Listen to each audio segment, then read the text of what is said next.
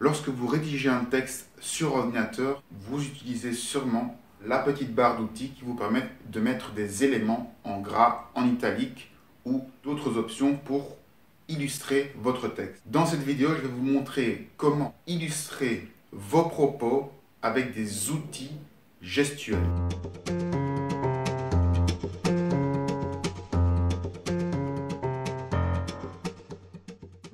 On va voir maintenant comment mettre en avant certains mots plus que d'autres en parlant de la ponctuation avec le corps.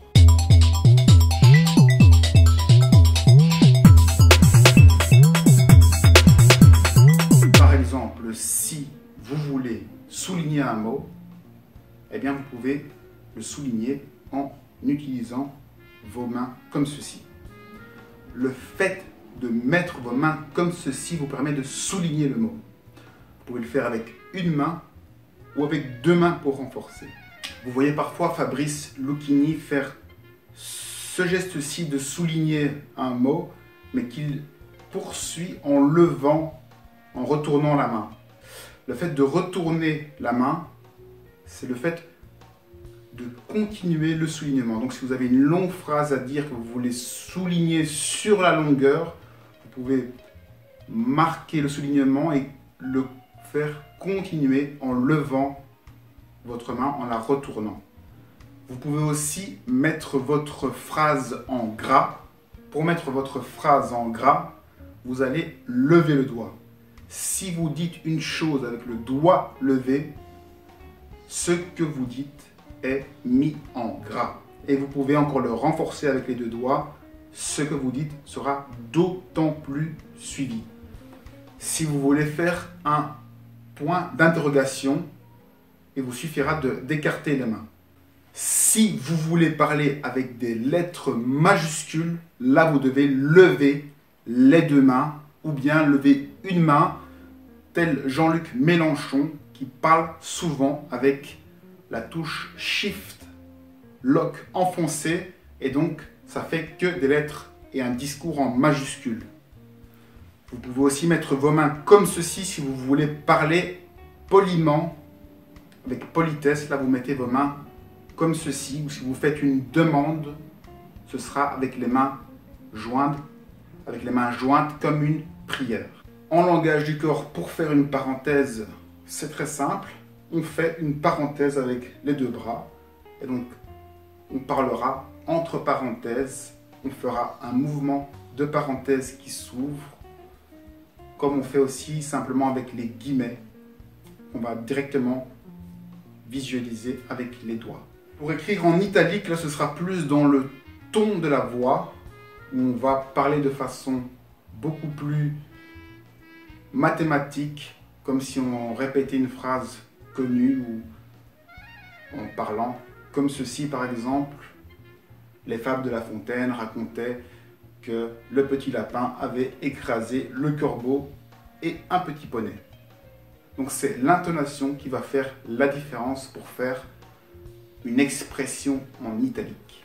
Je viens de parler de la voix. Il faut savoir que la voix représente quand même 38% d'une communication. C'est-à-dire que quand vous voulez transmettre un message à un interlocuteur, 38% de ce qu'il va comprendre va concerner la voix, sera transmis par la voix. 55% sera transmis par le langage du corps et seulement 7% va concerner le contenu strict du message.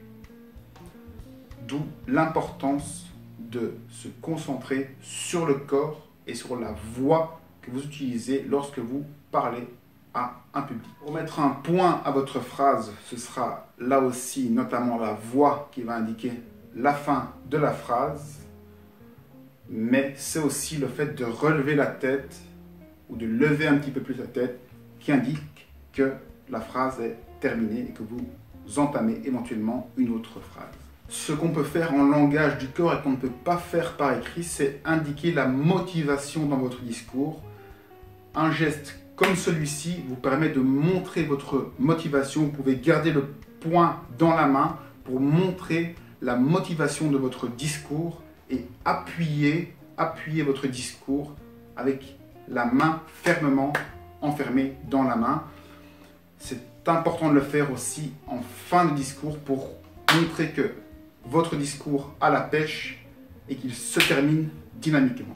Vous pouvez aussi utiliser votre poing pour rendre votre discours plus énergique. Le poing, c'est l'énergie, c'est la confiance.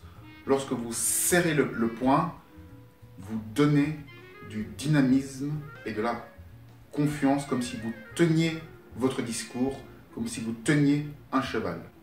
Vous pouvez aussi oralement mettre des blancs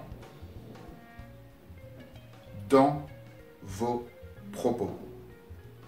Le fait de mettre des blancs dans vos propos, ça vous permet de mettre en évidence certains mots. On peut les mettre donc en évidence avec les gestes, mais aussi avec la façon de prononcer les mots, avec l'intonation et avec les creux ou la rapidité du langage. Il est intéressant aussi de terminer vos phrases avec la voix élevée. Ainsi, ça vous permet de prendre un petit temps après pour repartir doucement et amener du rythme dans vos phrases. Si dans votre discours vous parlez d'un choix, vous pouvez faire ce mouvement-là, gauche, droite, afin d'illustrer.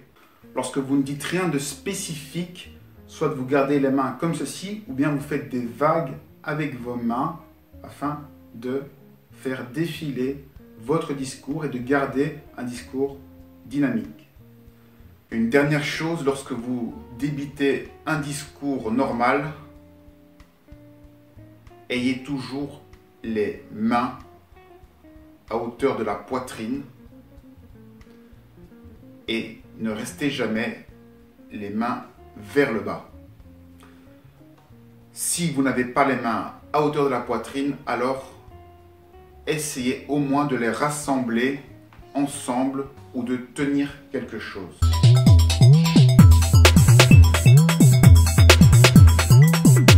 Souvent, lorsqu'une personne parle, on peut remarquer qu'elle a soit son œil gauche, soit son œil droit qui est plus ouvert. La raison pour laquelle on ouvre plus un œil ou l'autre, c'est la plupart du temps parce qu'on utilise plus son cerveau gauche ou plus son cerveau droit. Ceux qui utilisent leur cerveau gauche, ce sont ceux qui ont plus tendance à analyser tous les détails d'une situation ou d'un événement. Ceux qui utilisent plus leur cerveau droit, c'est ceux qui ont plus tendance à faire des globalités, des généralités, à parler avec leurs émotions. Donc, ceux qui ouvrent plus leur œil, l'orbite de leur œil gauche quand ils parlent, c'est qu'ils sont plus en train d'évoquer des émotions